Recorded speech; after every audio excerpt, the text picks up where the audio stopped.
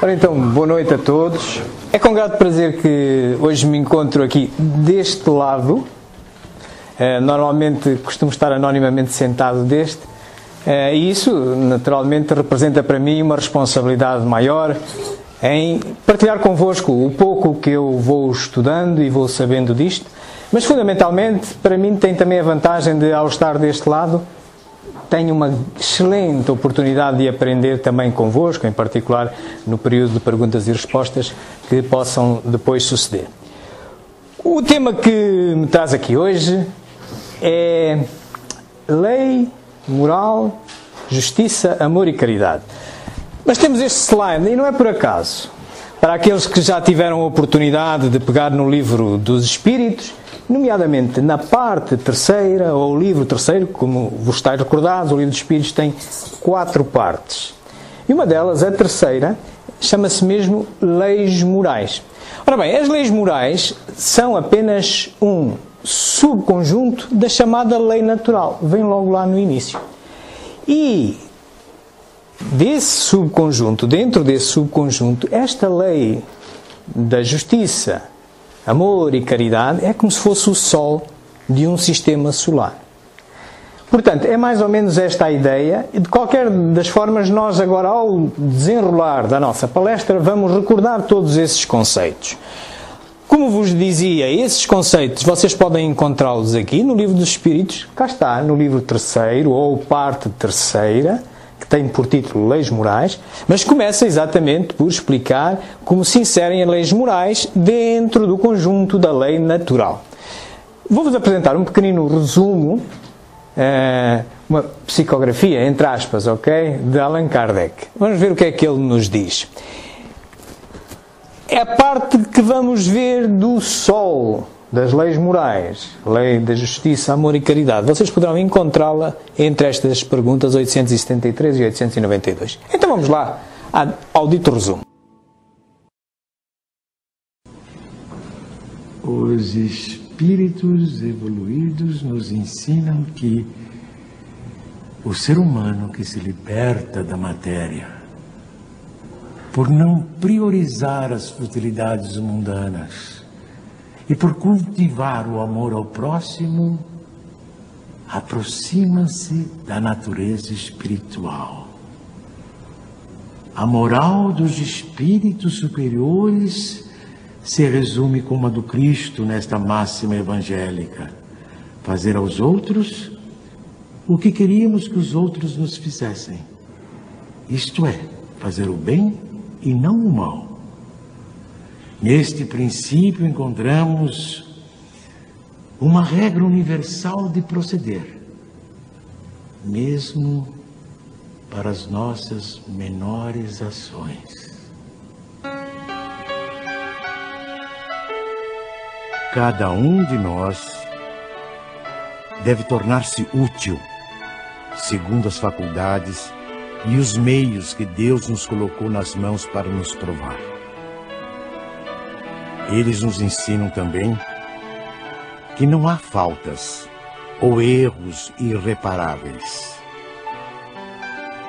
O ser humano encontra o meio necessário nas diferentes existências para avançar segundo o seu desejo e os seus esforços em direção à perfeição, que é o seu objetivo final.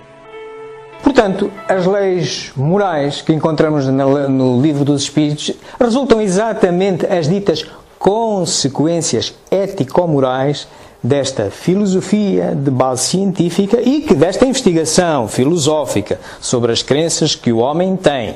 A demonstração de alguns fenómenos dessas crenças, daquilo que é possível, entramos na área científica, de toda essa investigação resulta umas orientações para a nossa vida. Mas são orientações de ordem filosófica também. Por isso se chamam consequências ético-morais. E a ética é um ramo da filosofia. A moral tem mais a ver com o costume e já vamos ver. A um espírito é muito importante que perceba esta diferença e vou-vos mostrar casos concretos, reais, para nos pormos a pensar. O espiritismo não é dogmático, o espiritismo não tem livros sagrados, o espiritismo é uma filosofia. Por isso mesmo, nós temos que a perceber e interpretar com a nossa razão.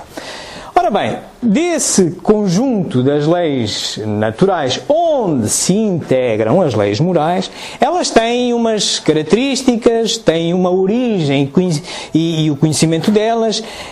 No que toca em particular às leis morais, elas visam exatamente ajudar-nos a destrinçar corretamente o que é bem e o que é mau, e têm uma divisão. Vamos recapitular as características que se deve entender por lei natural. A lei natural é a lei de Deus. É a única verdadeira para a felicidade do homem. Indica-lhe o que deve fazer ou não fazer, e ele só é infeliz porque dela se afasta. A lei de Deus é eterna? É eterna e imutável como o próprio Deus. É possível que Deus haja prescrito aos homens, em certa época, aquilo que lhes proibiria em outra época? Deus não se engana. Os homens é que são obrigados a modificar suas leis, por serem imperfeitas. Mas as leis de Deus são perfeitas. A harmonia que rege o universo material e o universo moral se baseia em leis estabelecidas por Deus desde toda a eternidade. Não é por acaso que, neste resumo das várias características que ouvimos ser faladas, isto é uma reprodução em audiolivro do Livro dos Espíritos, da parte que tem a ver com a lei natural, não é por acaso que eu vos pus em itálico estas duas e esta com este sublinhado. E isto tem a ver exatamente com a natureza filosófica do Espiritismo. Reparai, foi dito que ela é eterna. Espera aí. Eterno parece que só existe um ser. Eterno entendido como não tem início e não tem fim, só o Criador, certo? A lei natural é uma criação sua, então no mínimo teve início, certo? Pode não ter fim. Estão a ver? Mas só que a nossa linguagem é curta. Conheceis algum outro termo que se possa fazer esta diferença? É um eterno com aspas? Veem como temos sempre que usar a razão. Não nos podemos limitar só a ler e não entender. Como também o imutável. Imutável, em qualquer dicionário, é que não muda. Não foi dito que as leis estão adequadas a cada mundo? As que são válidas aqui na Terra, estão válidas na Terra num determinado momento. Ok? Se mudarmos, quer em tempo, quer em espaço, é outra história. Então, imutável. Bom, imutável dentro de um nível de progresso, de um nível e um nível físico, certo? Um pequeno exemplo de como devemos, o espírita tem que racionalizar a sua fé. Tem que questionar-se e perceber. Porque temos até problemas de linguagem, ok? Muito bem. Qual a abrangência das leis divinas? Referem-se a alguma outra coisa, além da conduta moral? Todas as leis da natureza são leis divinas, visto que Deus é o autor de todas as coisas. O sábio estuda as leis da matéria. O homem de bem estuda e pratica as leis da alma. Portanto, aqui está aquilo que eu vos dizia de início. Se a lei natural é o todo, é o grande universo, as leis morais é um sistema solar, apenas um entre muitos que ali estão. Consideremos esse sistema solar as leis morais, com as várias, e o resto vamos chamar-lhes físicas, mas deverão haver outras, não interessa. De qualquer das maneiras, o que nos interessa destrinçar é que o Espiritismo estuda estas, servindo-se de uma ferramenta que é a ética. Ética porquê? Por ser no ramo da filosofia tem que justificar o que é bem e o que é mau, em qualquer momento, certo? Já para as físicas são as outras ciências, como o Espiritismo, mas que se dedicam a outro objeto, ok? A medicina, a astronomia, a física, enfim, todas as outras. Mas todas elas são divinas. Todas elas são criadas por Deus. Ok? Não são só as morais. Muito bem. Então, e como é que elas aparecem? E agora vamos começar a entrar só mesmo nas leis morais. Vamos deixar a outra parte da lei natural, o conjunto das leis físicas, vamos deixá-las agora de lado. Vamos agora às leis morais, vamos agora ao objeto de estudo do Espiritismo e que vem na parte terceira do Livro dos Espíritos. Diz lá que todos vimos programados com ela. Todos vimos na nossa consciência, todos têm ideia que o bem e o mal, a nossa consciência morde-nos quando não sabemos, estamos na dúvida ou quando fazemos alguma coisa que não está correta. Vem impregnada, mas ela vem, nós não vimos com a definição correta delas. Nós temos que estudar, temos que apurar, temos que ajustar a cada momento. A imutabilidade é imutável num determinado nível, num determinado momento. Depois a gente tem que ir sempre ajustando, ok? E claro, também ao longo do tempo. Nós vamos reencarnando e vamos progredindo. A lei do progresso é a chave, e o Espiritismo demonstra, com as reencarnações demonstra isto. Então nós vimos cada vez mais apurados, ok? Portanto, esta é a origem e o conhecimento das leis morais. Claro que falar de moral é falar de bem e do mal, há que, pois, entender o que isto é. O que é que o Livro dos Espíritos nos diz sobre isto? Como se pode distinguir o bem do mal? O bem é tudo o que é conforme à lei de Deus, e o mal é tudo o que dela se afasta. Assim, fazer o bem é proceder de acordo com a lei de Deus. Fazer o mal é infringir também, essa por outro lei. lado, que definição se pode dar da moral? A moral é a regra de bem proceder, isto é, de distinguir o bem do mal. Funda-se na observância da lei de Deus. O homem procede bem quando faz tudo pelo bem de todos, porque então cumpre a lei de Deus. Não é por acaso que eu vos sublinhei isto aqui. Em português, se algo se funda, então quer dizer que entre este algo, está aqui, ainda se suporta noutra coisa, não é? Não é direta a ligação. De acordo? Estamos todos de acordo. Então, se funda-se na observância. Então, e o que é isto da observância da lei de Deus? Nós, para descobrirmos a lei de Deus, temos que raciocinar e pensar. Ok? Daí que há uma diferença entre a moral e a ética. Nós, para sabermos o que é certo ou o que é errado, um espírito tem que poder dizer porque é que é. Não é porque eu diga, não é porque o Lucas diga, não é porque um companheiro nós diga, tem que fazer sentido. Por isso o espiritismo recorre da ética. Dou-vos alguns exemplos. Estou a ver aqui senhoras hoje sentadas com calças. Hoje é moral, certo? Foi sempre assim em Portugal? Não. Então, o espiritismo não pode agarrar-se ao que chamamos hoje de moral, entendem? Por isso tem que se fundar noutra coisa, ok? Hoje, ainda estas senhoras, se transladassem ao Afeganistão, iam ser mortas. Porquê? Porque é imoral, iam ser apedrejadas. Era um ato imoral. Oi, o espiritismo não se pode reger por isto. Estão a ver? Dou-vos um exemplo ainda mais sério. Pena de morte. Pena de morte, em Portugal, hoje, é imoral, certo? Isto é, não é bem proceder que um juiz atribua a pena de morte a um assassino, que está provado que ele matou outro e tal, mas não se lhe dá pena de morte. Já há cerca de 150 anos a esta parte. Dá-se-lhe a pena capital, são os 20 anos, neste momento. Ou 25, pronto, isso, 25. Muito bem, mas já não se dá a pena de morte. No entanto, mudem-se para os Estados Unidos, Estado do Texas. Supostamente, Estados Unidos, uma sociedade eventualmente mais adiantada do que nós. Tem pena de morte. Então, quer dizer que lá é moral. Isto é bem proceder um juiz atribuir a pena de morte àquele que matou. E o espiritismo no meio disto tudo, o que é que diz? Estão a ver? Então o espiritismo tem que poder justificar. E eu vou já trazer-vos uma justificação. Poderá haver outras. Então vamos ver. O homem é imperfeito em todo lado, não é? Aqui, nos Estados Unidos, no Afeganistão, em todos os sítios onde seja a pena de morte seja moral e imoral, é sempre imperfeito, certo? Então, se é imperfeito, pode errar, não é? Pode errar aqui, pode errar onde ela é moral, etc. Então, se pode errar, um juiz pode se enganar, não é?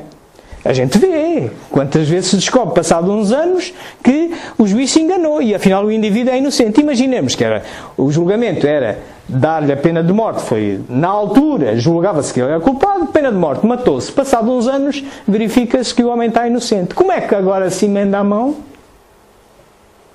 Se, pelo contrário, ele tivesse dado uma pena reversível, muito bem, podia-se compensar, tirava-se fora, tirava-se da cadeia, dava-se uma indemnização. Estão a ver? Portanto, a pena de morte é antiética em qualquer lugar, mesmo nos sítios em que ela é moral. Entendem? O Espiritismo é assim que funciona. Tem que poder justificar as suas afirmações. Nós temos linguagens curtas. Nós estamos habituados a ver a moral. A moral tem a ver com o quê? Se agora chegamos, depois disto tudo, estamos a ver bem que a moral tem a ver com o costume social. A história das causas. Parece bem, parece mal. Estão a ver? Ora bem, o Espiritismo, porque é que a gente diz que é de consequências ético-morais? Porque ao justificar porque é que é bem e que é mal, influencia a conduta social, a dita moral. É esta a razão por que se define o Espiritismo assim, as ditas consequências ético-morais. Portanto, em corolário disto, o Espiritismo, sendo uma filosofia, socorre-se da ética, que é sinónimo de filosofia moral, e, portanto, vai apontando justificadamente o comportamento correto, que, por sua vez, vai impulsiona a alteração dos comportamentos morais nas sociedades. Portanto, o mal é sempre o mal, mesmo que todos o pratiquem. E o bem vai continuar a ser o mesmo que ninguém pratique. Isto por todos fazerem não passa a ser bem, certo? Todo mundo faz, não é justificação de bom espírito, meus amigos. Ok? Muito bem, posto isto, cumpre perguntar, às vezes perguntam-me assim, então, mas não há aí uma forma melhor da gente descobrir rapidamente se é bem ou que é mal? O que é que nos diz o Livro dos Espíritos? Eu costumo usar esta metáfora da moeda de euro. O Livro dos Espíritos tem 3 perguntas capitais sobre isto que nos podem ajudar, que é a pergunta 632, a 633 e a 642. Eu vou transformar-vos isto nesta metáfora da moeda de euro, talvez consigam acompanhar melhor o meu raciocínio. Qualquer moeda, a de euro ou outra, qualquer tem 2 caras, não é? Uma cara de um lado e outra cara do outro. Em particular, a de ouro tem uma parte interior, vamos chamar de prata, e uma parte exterior, vamos chamar de ouro. E vamos convencionar que o ouro é mais valioso que a prata. Está certo? Muito bem. Então, as faces da moeda. Com quem é que nós nos relacionamos? Com quem é que nós temos práticas ético-morais? É entre nós, o próximo, os seres humanos que estão à nossa volta, mas não só, e com os animais, e com as plantas, e com tudo o resto que não é o ser humano. Cá está. Então, de um lado temos a sociedade humana, uma das caras da moeda. Do outro lado temos a natureza, vamos chamar a natureza ao tudo aquilo que não é a sociedade humana. Ora bem, o Livro dos Espíritos, na pergunta 632, pega numa máxima de Jesus Cristo e diz: vede o que querias que vos fizessem ou não vos fizessem, tudo se resume a isto. Isto é, não faças aos outros o que não queres que façam a ti. Lei da reciprocidade. Mais ou menos todos conhecemos isto e tentamos praticar. Às vezes temos alguma dificuldade, mas é mais comum. Digamos que isto seria a prata. Mas, se vocês forem mais adiante, à pergunta 642, é lá perguntado: mas bastará nós não fazermos o mal ao outro? E ele diz: não, é também preciso fazer todo o bem para evitar o mal. Exemplo: imaginai que ao vosso lado está uma amiga ou um amigo vosso que está a atravessar por um problema que vocês já passaram. Ok? Mas ela é tão amiga vossa, que vocês sabem como é que ela pensa, e dizem assim: bem, não vale a pena eu dizer-lhe o que eu penso, porque não é o que ela quer ouvir. Mal. Fazer todo o bem para evitar o mal. Vocês têm que ter coragem, com respeito, mas dizer-lhe: minha amiga, eu quando passei por essa situação, eu tomei este caminho, parece-me que o correto é isto. É a minha consciência quem me diz, não te aborreças comigo, sei que te estou a dizer algo que não é o que tu querias ouvir. Farás o que tu quiseres, tens o livre-arbítrio, mas eu, em minha consciência, devia dar-te a minha opinião. Portanto, fazer todo o mal para evitar, fazer todo o bem para evitar que mal maior ocorra, certo? Do outro lado da moeda há só uma regra, que está na pergunta 633, que é evitar o excesso. Isto é, a lei natural traça para o homem e limita a sua necessidade. Se ele ultrapassa o limite, é punido pelo sofrimento. Isto tem a ver, por exemplo, com o tratamento que se dá aos animais, com o tratamento que se dá aos vegetais, com modas alimentares. A regra é apenas evitar o excesso. É mau proceder se eu, que eventualmente gosto de caça, pegar numa arma, vou matar uma peça de caça e depois desperdiço-a. Mau proceder. Se for para comer, bem proceder. Para dar-lhe um fim útil, porque a lei de destruição assim prescreve, é para ajudar o controle da reprodução e dar um fim útil às carcaças, aos cadáveres de coisa, está certo. Mas quem diz isto diz de um vegetal. A mesma coisa, o vegetal também tem lá um princípio inteligente rudimentar, as plantinhas também sentem, hoje já se começa a comprovar isso. Portanto, também não posso não comer carne e depois, eu sou vegetariano, muito bem, e depois desperdiço, quer dizer, desperdiço montes de vegetais para apurar o vegetalzinho que eu mais quero. Estou a perceber. E errado de novo. Estão a ver? O que diz-lhe o descuido é isto, evitar o excesso. Ok? Espero que tenha de alguma forma ajudado a transmitir-vos a ideia que vos queria transmitir sobre estas questões. O bem e o mal são absolutos para todos os homens? A lei de Deus é a mesma para todos, mas o mal depende principalmente da vontade que se tenha de o praticar. O bem é sempre o bem, e o mal é sempre o mal, seja qual for a posição do homem. A diferença, portanto, amigos, está no grau de responsabilidade. Temos que sempre equacionar. Reparem, a justiça humana, que é comparada com a de Deus, enfim, deve estar muito longe, há muitos anos-luz, já reconhece, por exemplo, a intencionalidade.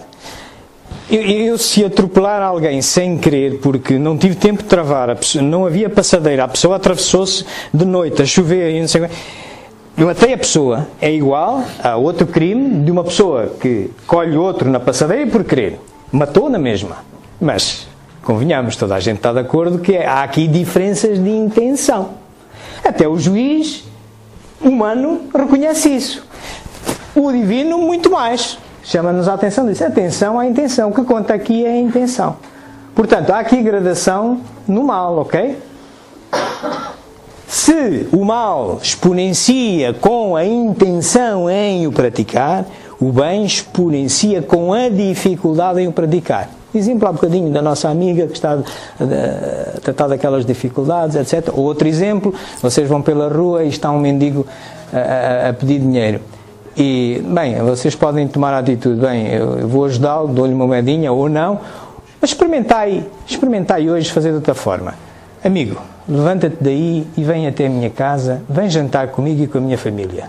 Tem mais valor, não tem? É mais difícil. Estão a ver a diferença? Muito bem.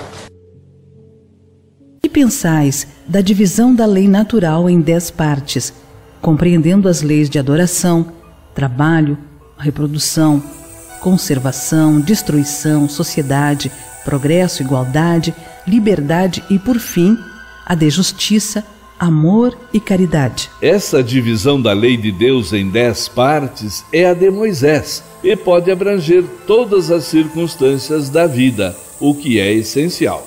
Podes, pois, adotá-la, sem que por isso tenha qualquer coisa de absoluta, como não o têm os demais sistemas de classificação, que dependem do ponto de vista sob o qual se considere uma coisa. A última lei é a mais importante. É por meio dela que o homem pode adiantar-se mais na vida espiritual, visto que resume todas as outras. Esta é a justificação porque Kardec, porque tem que falar para homens, é humano como nós temos que nos entender, temos que ter alguma forma de sistematização. Ele escolheu esta e os espíritos dizem, tudo bem, entendei-vos, mas chamam a atenção que realmente o sol desta lei é a última, é esta que vamos hoje tratar, que está situada aqui no nosso centro do sistema solar. Ora bem, esta lei O sentimento da justiça está na natureza ou é resultado de ideias adquiridas? Está de tal modo na natureza que vos revoltais à simples ideia de uma injustiça. Sem dúvida, o progresso moral desenvolve esse sentimento, mas não o dá. Deus o pôs no coração do homem. Eis porque encontrais frequentemente em homens simples e incultos noções mais exatas da justiça do que entre pessoas de muito saber. Portanto, meus amigos, o convite é sempre para raciocinarmos e pensarmos. O sentimento da justiça está na natureza ou é resultado de ideias adquiridas? Está de tal modo na natureza. Sendo a justiça uma lei da natureza, como se explica que os homens a entendam de modos tão diferentes, fazendo que uns considerem justo o que a outros parece injusto? É porque, em geral, se misturam paixões que alteram esse sentimento, como acontece com a maior parte dos outros sentimentos naturais, fazendo que os homens vejam as coisas sob um falso ponto de vista. Uma convocatória raciocinar, racionalizar a nossa fé. Justificar sempre, se nós justificarmos, facilmente combatemos as nossas paixões, porque a gente se apercebe, estou apaixonado pela minha verdade. Quando a verdade é só uma versão da realidade. Se eu pegar aqui num copo com metade de água, há de haver pessoas que vão dizer, está meio cheio, outros vão dizer, está meio vazio. E eu digo assim, olha, tem 50% de água e 50% de ar. E os três temos razão. Não é? Três verdades. E a realidade é aquela. A realidade é inapreensível para todos. Só Deus a poderá acolher, mesmo nas mais pequeninas coisas. Portanto, habituemos a isto. Não nos apaixonemos pela nossa verdade. Estejamos sempre disponíveis para a rever, se outra melhor se apresentar. Se vocês forem à Gênese, a última obra da codificação básica do Espiritismo, encontram no primeiro capítulo, no primeiro capítulo fala da natureza da doutrina espírita, vão ao ponto 55 e lá é dito que o Espiritismo segue ao lado das outras ciências. E se em algum momento, sobre um postulado que o Espiritismo tem, a uma qualquer ciência revelar uma verdade melhor, o Espiritismo a adopta, certo? Não nos deixemos apaixonar pela nossa verdade. Construamos uma melhor verdade da conversa uns com os outros, justificando. E se nós conseguirmos justificar, é assim que a gente progride. Não vou abandonar a minha verdade se não me justificarem uma melhor. Ponto final, certo? Muito bem. Com exceção do direito consagrado pela lei humana, qual a base da justiça segundo a lei natural? O Cristo vos disse, desejai para os outros o que quereríeis para vós mesmos. Deus imprimiu no coração do homem a regra da verdadeira justiça, fazendo que cada um veja respeitados os seus direitos. Na incerteza de como deve proceder em relação ao semelhante, em dada circunstância, o homem deve perguntar a si mesmo como gostaria que os outros procedessem com ele em idêntica circunstância. Deus não lhe podia ter dado guia mais seguro do que a própria consciência. Cá está, amigos, o que nós falamos há pouco da nossa moedinha. Mas se cada um atribuir a si mesmo os direitos de seu semelhante, que virá a ser da subordinação aos seus superiores? Não seria anarquia de todos os poderes? Os direitos naturais são os mesmos para todos os homens, desde o menor até o maior. Deus não fez um delimo mais puro do que outros, e todos são iguais perante Ele. Esses direitos são eternos. Os que o homem estabeleceu perecem com as suas instituições. Além disso, cada um sente bem a sua força ou a sua fraqueza, e saberá sempre ter uma certa deferência para com os que o mereçam por suas virtudes e sabedoria. É importante destacar isto para que os que se julgam superiores conheçam seus deveres, a fim de merecer essas deferências. A subordinação não estará comprometida quando a autoridade for conferida à sabedoria. Muito bem, isto não é por alguém se vestir de forma melhor ou alguém ser uma figura mais pública. O seu valor vale pela sua sabedoria, vale por aquilo que nos ajuda a nós abandonarmos uma verdade que era a que tínhamos por outra que é melhor. Isso sim, Isso chama-se sabedoria. Agora, os títulos das pessoas, as posições, enfim, valem o que valem. Cada um atribuirá o valor que entenda, mas realmente, quando é através da sabedoria, realmente essa subordinação nós sentimos. Quando eu sinto isso em relação aos meus pais, no mínimo, e a muitos amigos. Mas aos meus pais, eles ensinaram-me beabá. Para mim, eles, no momento em que eu era... Hoje poderei eu, talvez, em determinadas áreas da ciência, saber um pouco mais do que eles. Mas no momento em que eu era pequenino e pouco sabia, eles eram os meus superiores, mas aceites de alma e coração. Hoje o são, mais por carinho e por amor. Mas na altura, não só por carinho e por amor, mas também por conhecimento, por sabedoria, certo? Qual seria o caráter do homem que praticasse a justiça em toda a sua pureza? O do verdadeiro justo, a exemplo de Jesus, porque praticaria também o amor ao próximo e a caridade, sem os quais não há verdadeira justiça. O exemplo de Jesus não é por acaso que Jesus é uma figura central na doutrina espírita.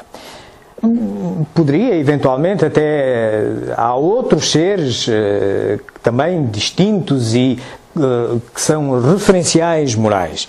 Mas ele é escolhido porque há uma pergunta, inclusivamente, no Livro dos Espíritos, em que se pergunta à espiritualidade superior quem seria o referencial para nós, neste planeta em que nós estamos. Ele diz, bem, o espírito mais avançado que vocês conheceram até agora na Terra, não quer dizer que não existam outros, é Jesus Cristo.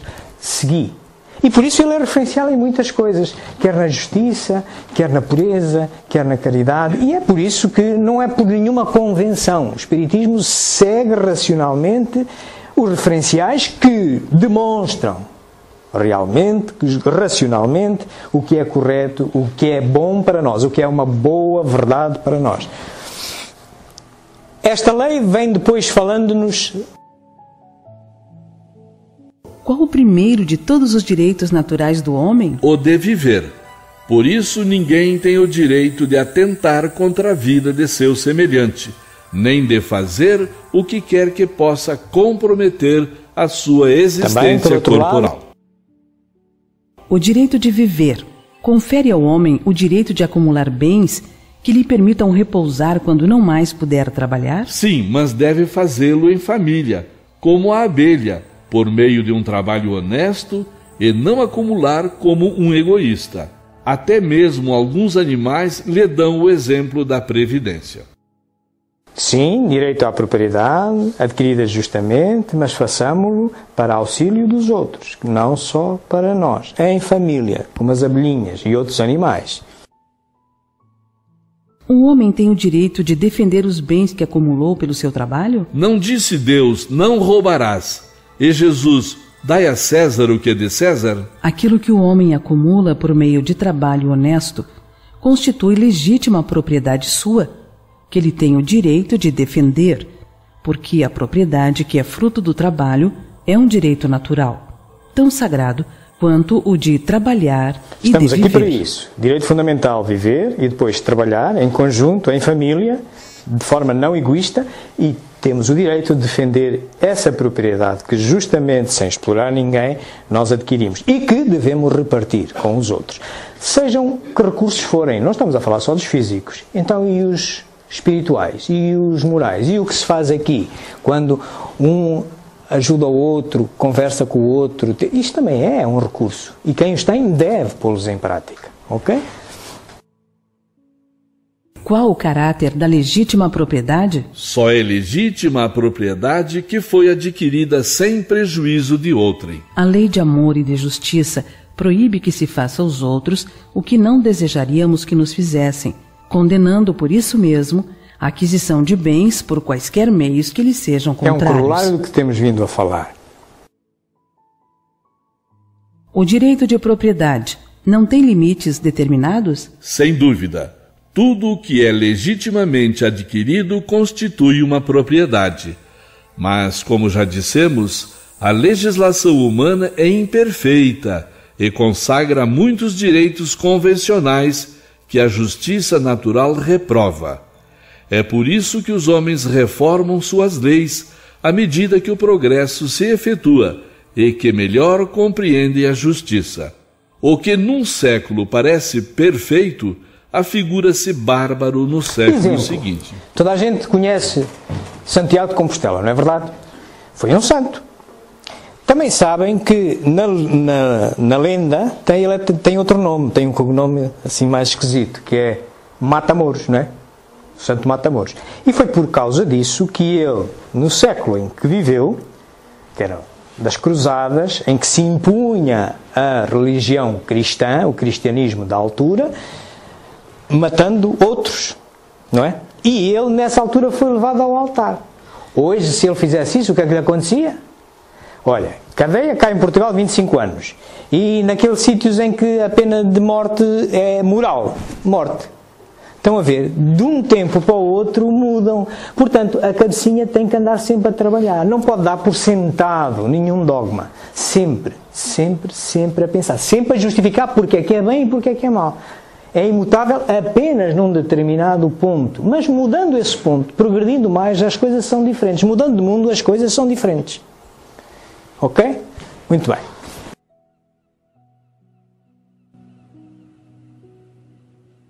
Qual o verdadeiro sentido da palavra caridade, tal como Jesus a entendia? Benevolência para com todos, indulgência para as imperfeições dos outros, perdão das ofensas. O amor e a caridade são o complemento da lei de justiça, pois amar o próximo é fazer-lhe todo o bem que nos seja possível e que desejaríamos que nos fosse feito. Tal o sentido destas palavras de Jesus: amai-vos uns aos outros como irmãos. A caridade, segundo Jesus, não se restringe à esmola. Abrange todas as relações com os nossos semelhantes, sejam eles nossos inferiores, nossos iguais ou nossos superiores. Também, por outro lado, Jesus também disse: amai até vossos inimigos. Ora, o amor aos inimigos não será contrário às nossas tendências naturais? E a inimizade não provirá da falta de simpatia entre os espíritos? Sem dúvida, não se pode ter pelos inimigos um amor terno e apaixonado.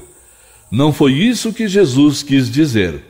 Amar os inimigos é perdoar-lhes e lhes retribuir o mal com o bem.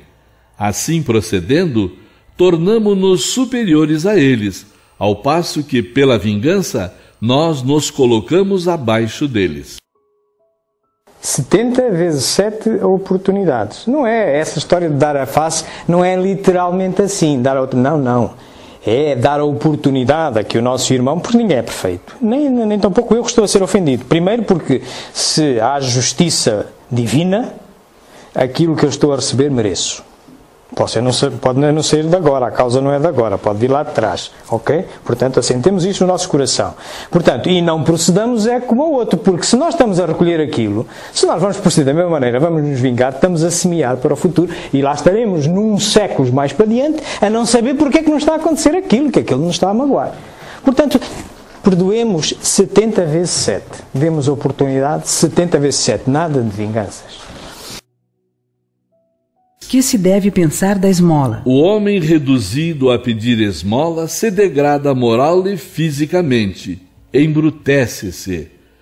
Uma sociedade que se baseia na lei de Deus e na justiça deve prover a vida do fraco, sem que ele seja humilhado.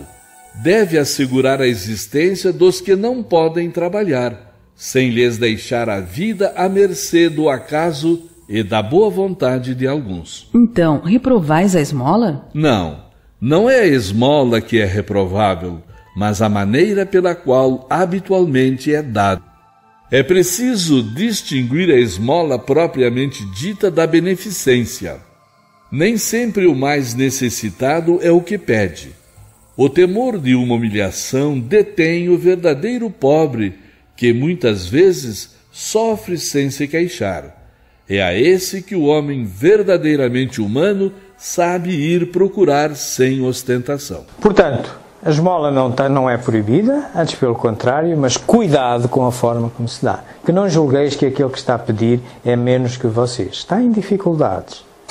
Eventualmente até pode ser uma prova para vocês. Ok? Sem ostentação.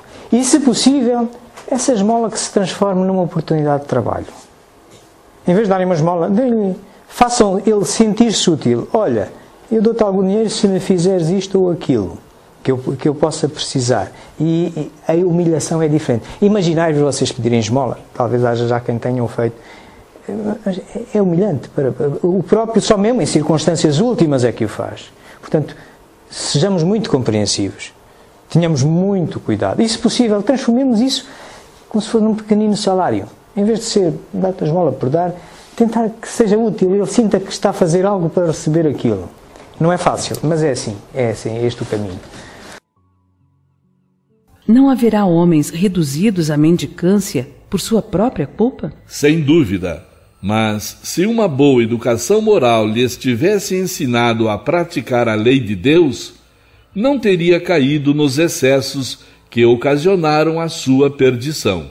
É disso, sobretudo, que depende a melhoria do vosso globo. Portanto, meus amigos, hoje podemos não precisar de ser mendigos, não precisar de pedir, mas cuidado, estamos a semear para amanhã. Aquele que não trabalhar em família, o que produza, que seja para ajudar os outros, que só aforre para ele, está-se a candidatar amanhã a ser o mendigo. Cuidado. Estão a ver? Tudo isto está ligado. Tudo isto está ligado. Portanto, uma boa educação moral é a melhor prevenção para nós amanhã não sermos mendigos e não perceber por que o somos. Ok? O amor materno. O amor materno é uma virtude ou um sentimento instintivo comum aos homens e aos animais? É uma coisa e outra. A natureza deu à mãe o amor pelos filhos no interesse da conservação deles. No animal, porém, esse amor é limitado às necessidades materiais. Cessa quando os cuidados se tornam inúteis. No homem, persiste pela vida inteira e comporta um devotamento e uma abnegação que são virtudes. Sobrevive mesmo à morte e acompanha o filho além do túmulo. Visto que o amor materno está na natureza, por que há mães que odeiam os filhos, e isto muitas vezes desde o nascimento deles? Algumas vezes é uma prova escolhida pelo espírito do filho, ou uma expiação se ele mesmo foi mau pai ou mãe perversa, ou mau filho em outra existência. Em todos os casos, a mãe má não pode ser animada senão por um espírito mau, que procura criar embaraços ao filho a fim de que sucumba na prova que buscou.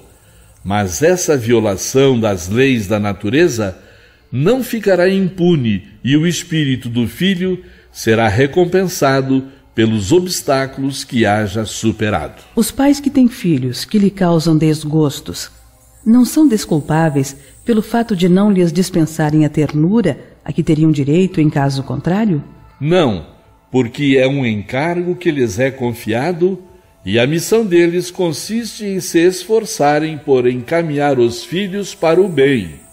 Ademais, esses desgostos resultam frequentemente dos maus hábitos que os pais deixaram que seus filhos tomassem desde o berço. Colhem, então, o que semearam. Conhecemos casos destes, quando às vezes não sucedem nas nossas próprias casas, não é? Portanto, educar filhos, nós somos orientadores, eles não são nossos. Eles são nossos irmãos. Se repararmos bem, vemos todos de um ponto comum, do Criador. Nós, os pais, apenas somos os pedreiros, os artífices, que temos com umas ferramentas biológicas, nem sequer temos a massa e o cimento, não. Ou melhor, portanto, nós não temos a certeza, quero ter um filho, não é assim, não é? Tentamos, temos umas ferramentas e tentamos. Portanto, nós nem sequer somos donos do material de que se faz os filhos, porque senão nós podíamos acontecer, quero ter um filho agora e já está. Não. Mas temos uma grande responsabilidade, é exatamente orientar os nossos filhos, ok? Reparem, isto leva-nos a pensar, porquê é que nós temos naquele espíritozinho encarna num filho meu? Porquê? Algum motivo tem que existir. Algum motivo tem que existir. E a gente olha, às vezes, para dois filhos, quem tem mais do que um, e compara-os e vê, até são gêmeos e tudo, mas um, por exemplo, é muito... é muito dócil, o outro mais sempre voltado. Isto há razões lá atrás. Agora, eles aparecem aí para a nossa afinação. E nós, eles não são nossos. Estamos apenas responsáveis por pagar umas faturazinhas que temos com aquele espíritozinho e educando-o. Portanto, não há direito a isto que aqui está. Meus amigos, era isto que eu tinha para vocês. Estamos ainda com algum tempo para depois podermos fazer algumas perguntas, se quiserem. Eu, para vos trazer esta conferência, utilizei estes livros que aqui estão, que vocês conhecerão todos, estes da codificação básica. Só não está aqui o livro dos médiuns e o que é o Espiritismo, um livro que nos interessa particularmente quando tratamos da definição do Espiritismo. Alguns livros de filosofia, onde física quântica, que nos interessa, também ajuda a perceber o porquê das coisas. Este filmezinho que vimos e que podem encontrá-lo no YouTube neste site. E eu estou a fazer uma gravação, como habitualmente faço nas minhas palestras, e vou publicá-lo neste canal, Espiritismo JG. E se, depois do momento reservado ainda, perguntas e respostas, se quiserem interagir comigo por e-mail, têm aqui o meu e-mail, espiritismo.jg@gmail.com, e estaria agora à vossa disposição para qualquer pergunta relacionada com isto ou com outra coisa. Muito obrigado pela vossa atenção. E antes de pedir ao João Gonçalves para fazer a prece de encerramento, temos aqui um pequeno texto, de certo modo está relacionado com a palestra que o João fez, de um espírito amigo que tem o pseudónimo Poeta Alegre, que nos deixou há bocado, cujo título é Não te mates, não. E diz assim: a morte não é opção que possas usar, meu irmão. A morte é sequência do que é natural. Nunca deve ser forçada para não te ser um mal. Se a vida é difícil, confia, meu irmão. Custe o que custar, não te mates, não. Se ideia suicida te assola a razão, ora, confia, não te mates, não. Se a dificuldade te tolda a emoção, confia em Deus, não te mates, não. A vida é bela e com sentido divino. A evolução é aquilo a que chamas destino. Quando pensares estar em solidão, estamos ao teu lado, não te mates, não. A morte é ilusão para quem se quer matar. A vida é imortal. Continua, custa o que custar. E pronto. Com esta pequenina mensagem, pedimos então ao João que encerre o nosso trabalho de hoje.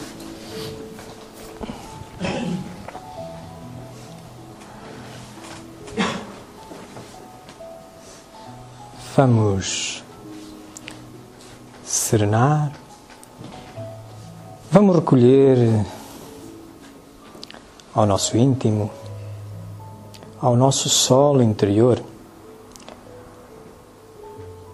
onde deve habitar estes lindos pensamentos da justiça, do amor e da caridade, e onde também podemos comunicar, receber intuições, receber orientações dos nossos amigos que aqui estão presentes, que ainda agora nos brindaram com esta linda recomendação que ouvimos o José Lucas ditar-nos. E recolhidos e unidos nesse ponto, vamos fazer uma prece. E vamos fazê-la começando por louvar o Criador que criou o universo e as suas leis, de que hoje meditamos sobre uma parte delas e sobre a mais essencial desse subconjunto das leis morais. É digno de louvor esta obra. Obra essa que até inclui esta escola da vida, continuada, adaptada ao tempo, ao espaço em que nos encontramos, com todos estes detalhes maravilhosos. Louvado seja o Senhor por isso. Mas agradeçamos também ao Criador esta oportunidade maravilhosa que nos permite, nesse aqui e nesse agora, de nos cruzarmos com esta muleta excepcional, racional, lógica, esta doutrina que nos convoca a dirigir-nos para onde a nossa razão nos justifica e nos aponta com solidez, racionalizando a nossa fé, para que ela seja inabalável em qualquer momento. Vamos estar gratos ao Senhor por esta oportunidade que Ele nos dá e estes momentos de troca saudável de opiniões, de busca de melhores verdades, mas que não só neste nível físico em que nos observamos uns aos outros, também com os nossos amigos espirituais, que nos deixam estas lindas mensagens, que ainda agora escutamos uma. Mas por fim, Senhor, porque imperfeitos ainda somos, pedir-vos, não que nos poupeis às agruras da vida, porque essas são consequência dos nossos atos. Ou tu não fosses o juiz único e justo que existe. A nós devemos tudo o que nos acontece. Portanto, não nos poupeis a isso, Senhor. Apenas vos pedimos a força. Força para ter sempre presente que o que nos acontece é da nossa responsabilidade e que tem um efeito bom para nós. É o repetir de uma lição. É o ajustar ao nosso caminho. Trocar a verdade antiga pela verdade melhor. E que nunca nos falte essa força que nos impeça de olharmos ou de nos enamorarmos deste crime hediondo que o nosso irmão espiritual acabou de nos lembrar, o suicídio. Bem-aja, Senhor. Uma boa semana a todos.